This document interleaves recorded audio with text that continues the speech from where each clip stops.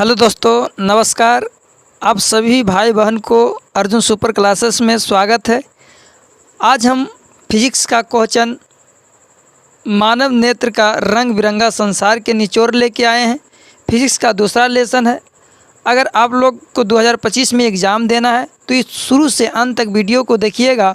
मानव नेत्र का रंग बिरंगा संसार से एक भी प्रश्न नहीं छूटेंगे। तो चलिए देरी नहीं करते हुए, अगर चैनल पर पहली बार आए हो तो चैनल को लाइक सब्सक्राइब जरूर कर लीजिए और बेल आइकन को जरूर दबा लीजिए कि आने वाले नोटिफिकेशन आप तक ज़रूर पहुंचे। और वीडियो अच्छा लगे तो वीडियो को लाइक भी कर दीजिएगा। चलिए तो देरी नहीं करते हुए हम लोग क्वेश्चन की ओर बढ़ते हैं। क्वेश्चन है मानव नेत्र में उपस्थित लेंस है। तो मानव नेत्र में उत्तल लेंस उपस्थित होते हैं। तो हम आंसर के सामने तीर का निशान लगाते जाएंगे, आप लोग समझते जाइएगा। चलिए आगे हम लोग बढ़ते हैं अगला प्रश्न की ओर। आगे प्रश्न है, दूसरा प्रश्न है कि तारों के टिमटिमाने की व्याख्या किस सिद्धांत पर आधारित है। तो किस सिद्धांत पर आधारित है? तो अपवर्तन के सिद्धांत पर आधारित है। तो हम आंसर के सामने तीर का निशान लगाते जाएंगे, आप लोग आंसर याद करते जाइएगा। तो इसका आंसर ए हो जाएंगे। चलिए आगे हम लोग बढ़ते हैं। अगला प्रश्न है, अगला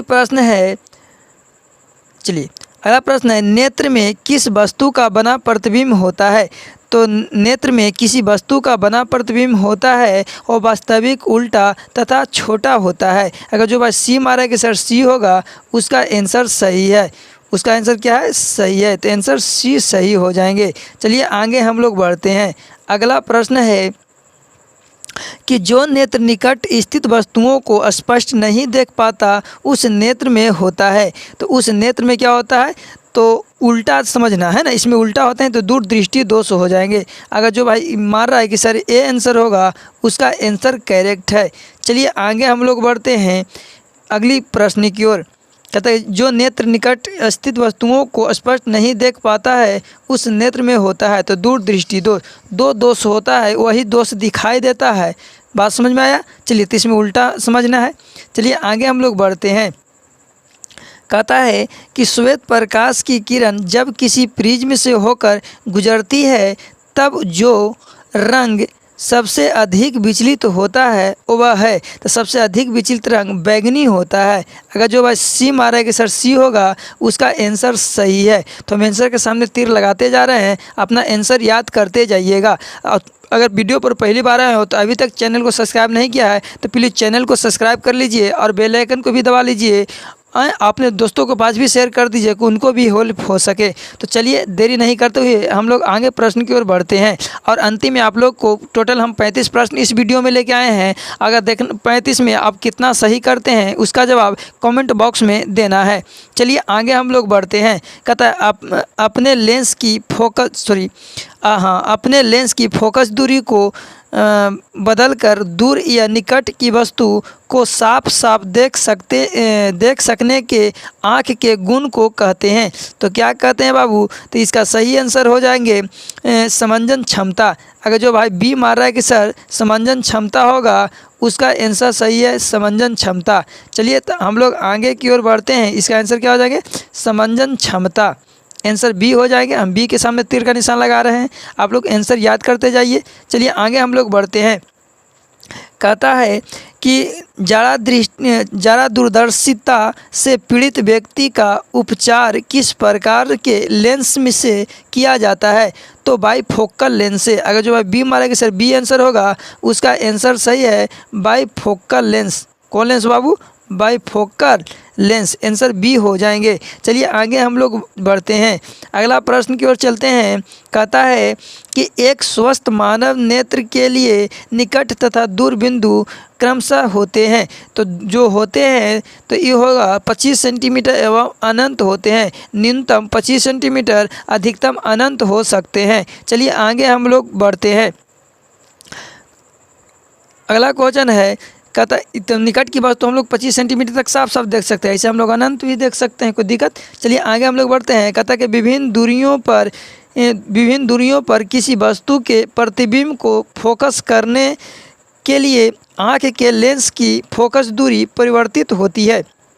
तो इसका जो सही आंसर होगा सिलियरी मांसपेशियों द्वारा। अगर जो भाई सी मारा कि सर का आंसर सी होगा, उसका आंसर करेक्ट है। चलिए आगे हम लोग बढ़ते हैं अगली प्रश्न की ओर। अगला प्रश्न है छोटू, कहता है कि जो नेत्र दूर स्थित वस्तुओं को स्पष्ट नहीं देख पाता उस नेत्र में होता है। तो उस नेत्र में क्या होता है बाबू? तो उस नेत्र में निकट दृष्टि दोष होता है। अगर जो भाई बी मारा कि सर बी आंसर होगा, उसका आंसर करेक्ट है। चलिए आगे हम लोग बढ़ते हैं भाई अगला प्रश्न की ओर। कहता है कि किसी दृष्टि दोष में किसी वस्तु का प्रतिबिंब रेटिना के आगे बनता है। तो रेटिना के जब आगे बनेगा तो वह निकट दृष्टि दोष होगा। अगर कहता है किसी दृष्टि दोष में किसी वस्तु का प्रतिबिंब रेटिना के आगे बनता है तो दृष्टि आगे बनेगा तो निकट दृष्टि दोष, और पीछे बनेगा तो दूर दृष्टि दोष। बात समझ में आई? तो आगे बन रहा है, प्रतिबिंब रेटिना के आगे बनता है तो निकट दृष्टि दोष, और पीछे बनता है तो दूर दृष्टि दोष। याद रहेगा। चलिए आगे हम लोग बढ़ते हैं। अगर जो भाई ए मार रहा है इसका आंसर, उसका आंसर करेक्ट है। चलिए आगे हम लोग बढ़ते हैं अगली प्रश्न की ओर। कहता है कि नेत्र की समंजन क्षमता कम हो जाने से उत्पन्न होते हैं। तो कम हो जाने से उत्पन्न होते हैं, इसका सही आंसर होगा जरा दृष्टि दोष। अगर जो भाई मान रहा है कि सी ए का आंसर होगा सर, उसका आंसर करेक्ट है। चलिए आगे हम लोग बढ़ते हैं अगली प्रश्न की ओर, और हम लोग जल्दी जल्दी करेंगे। कहता है चंद्रमा पर खड़े अंतरिक्ष यात्री को आकाश प्रतीत होता है तो काला होता है। अगर जो भाई डी मारा है कि सर डी होगा, उसका आंसर सही है। चलिए आगे हम लोग बढ़ते हैं अगला प्रश्न। कहता है कि श्वेत रंग कितने रंगों के मेल से बना है। तो 7 रंगों के मेल से बना है। अगर जो भाई डी मारा कि सर डी होगा, उसका आंसर सही है। चलिए आगे हम लोग बढ़ते हैं और जल्दी जल्दी प्रश्न की करेंगे। कहता है कि इंद्रधनुष का बनना किस परिघटना पर आधारित है। तो किस परिघटना पर आधारित है? इसका जो सही आंसर हो जाएंगे बाबू प्रकाश का वर्ण विक्षेपण पर। अगर जो भाई सी मारा कि सर सी आंसर होगा, उसका आंसर करेक्ट है। चलिए आगे हम लोग बढ़ते हैं अगली प्रश्न की ओर। अगला कहता है दृश्य प्रकाश में किस वर्ण का तरंगदैर्घ्य अधिकतम होता है। तो लाल का तरंगदैर्घ्य सबसे अधिकतम होता है। अगर जो भाई बी मारा है कि सर बी होगा, उसका आंसर सही है। चलिए आगे हम लोग बढ़ते हैं और जल्दी जल्दी प्रश्न करेंगे। आप लोग अभी तक चैनल को सब्सक्राइब नहीं किया है तो चैनल को भी सब्सक्राइब कर लीजिए और बेल आइकन को भी दबा लीजिए कि आने वाले नोटिफिकेशन आप तक जरूर पहुँचे। आपने दोस्तों के पास भी शेयर कर दीजिए कि उनको भी हेल्प हो सके। कहता है कि जो नेत्र निकट स्थित वस्तु को साफ नहीं देख सकता उस नेत्र में होता है। तो उस नेत्र में क्या होता है बाबू? तो उसमें दूर दृष्टि दोष होता है। अगर जो भाई ए मारा कि सर ए आंसर होगा, उसका आंसर सही है। चलिए आगे हम लोग बढ़ते हैं अगले प्रश्न की ओर। कहता है कि सूर्योदय और सूर्य अस्त के समय सूर्य लाल दिखाई पड़ता है क्योंकि वायुमंडल के कण नीले रंग को बहुत अधिक प्रकीर्णन करते हैं। अगर जो भाई सी आंसर मारा है कि सर सी होगा, उसका आंसर करेक्ट है। चलिए आगे हम लोग बढ़ते हैं अगली प्रश्न की ओर। कहता है कि किसी कोलाइडी विलयन में निलंबित कणों से प्रकाश के प्रकीर्णन को कहा जाता है। तो क्या कहा जाता है बाबू? तो टिंडल प्रभाव कहा जाता है। अगर जो भाई सी मारा है कि सर एक आंसर सी होगा, उसका आंसर सही है सी। चलिए आगे हम लोग बढ़ते हैं। तो टिंडल प्रभाव सी आंसर करेक्ट है। चलिए आगे हम लोग बढ़ते हैं अगली प्रश्न की ओर। कहता है कि समान मानव नेत्र का दूर बिंदु है।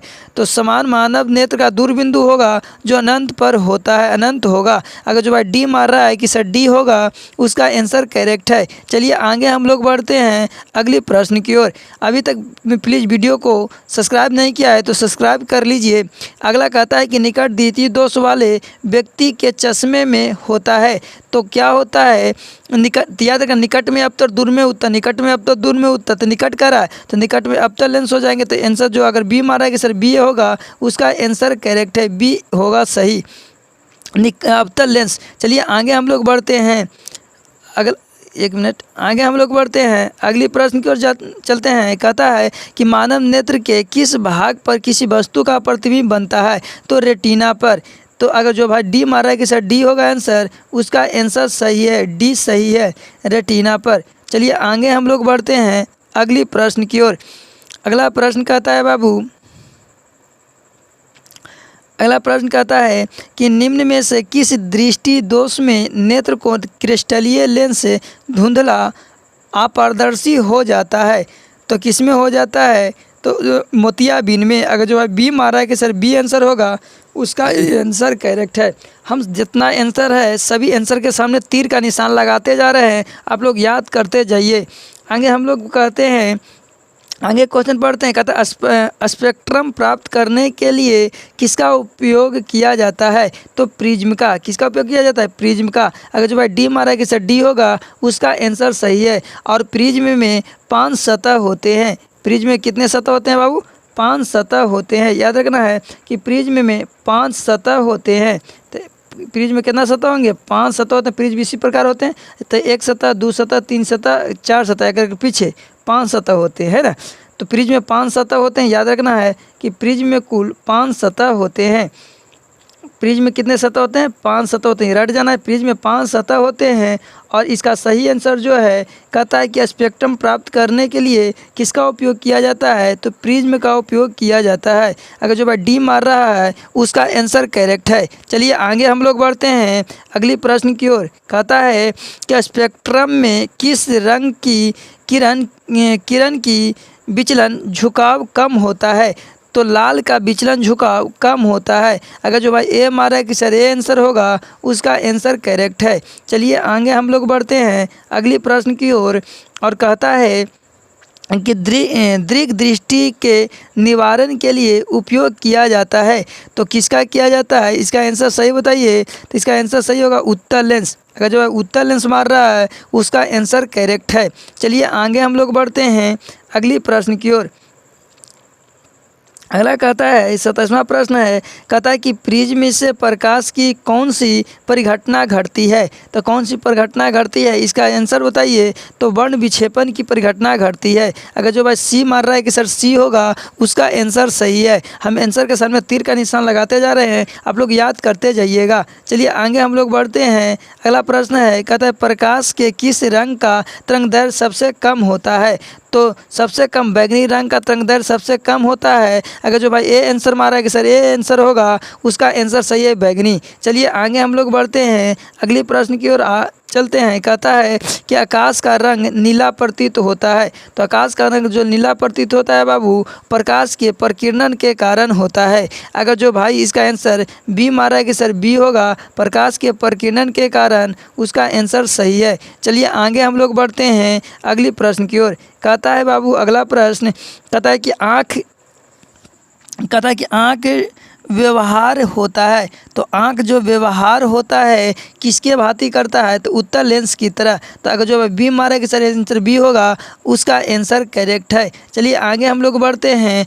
और अभी तक पूरा 30 प्रश्न करवा दिए। अगर 30 प्रश्न पढ़ने के बाद भी अभी तक चैनल को सब्सक्राइब नहीं कर रहा है, तो प्लीज़ अपना गुरुदक्षिणा के रूप में कम से कम चैनल को सब्सक्राइब कर लीजिए और वीडियो को लाइक भी कर दीजिए। कहता है कि एक साधारण प्रिज्म कितने सतहों से घिरा होता है? तब ये बताए थे कितने सतहों से? 5 सतह से घिरा होता है। तो पिछली क्वेश्चन में बताए थे कि प्रिज्म में कितने सतह होते हैं? 5 सतह। तो यही कहता है एक साधारण प्रिज्म कितने सतहों से घिरा होता है? तो 5 सतहों से घिरा होता है। अगर जो भाई सी मारा है कि सर सी करेक्ट होगा, उसका आंसर सही है 5। चलिए आगे हम लोग बढ़ते हैं अगली प्रश्न की ओर। कहता है कि यदि किसी वस्तु का प्रतिबिंब रेटिना के पीछे बनता है, तो वह व्यक्ति किस दृष्टि दोष से पीड़ित है? तो किस दृष्टि दोष से पीड़ित है? जो इसका जो आंसर सही बताइए, दूरदृष्टि दोष से। अगर जो भाई ए मार रहा है कि सर ए आंसर होगा, उसका आंसर करेक्ट है। चलिए आगे हम लोग बढ़ते हैं अगली प्रश्न की ओर। अगला प्रश्न कहता है बाबू कि किसी माध्यम से छोटे छोटे कणों के निलंबन को कहा जाता है। तो क्या कहा जाता है बाबू? इसका कहा जाता है कोलाइडी। अगर जो भाई ए मारा है कि सर ए होगा, उसका आंसर करेक्ट है। चलिए आगे हम लोग बढ़ते हैं और 2 प्रश्न और बच रहा है। अभी तक चैनल को सब्सक्राइब नहीं किया है तो प्लीज़ इतना मत बोलवाइए, कम से कम चैनल को गुरुदक्षिणा के रूप में सब्सक्राइब कर दीजिए।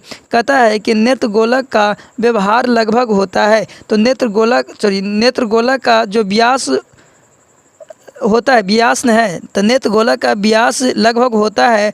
तो नेत्र गोलक का जो व्यास होता है 2.3 सेंटीमीटर होता है। अगर जो भाई ए मारा है कि सर ए होगा, उसका आंसर सही है। याद रखना है कि नेत्र गोरला का जो व्यास होता है 2.3 सेंटीमीटर होता है। तो इसका सही आंसर ए हो जाएंगे। इसका सही आंसर क्या हो जाएंगे?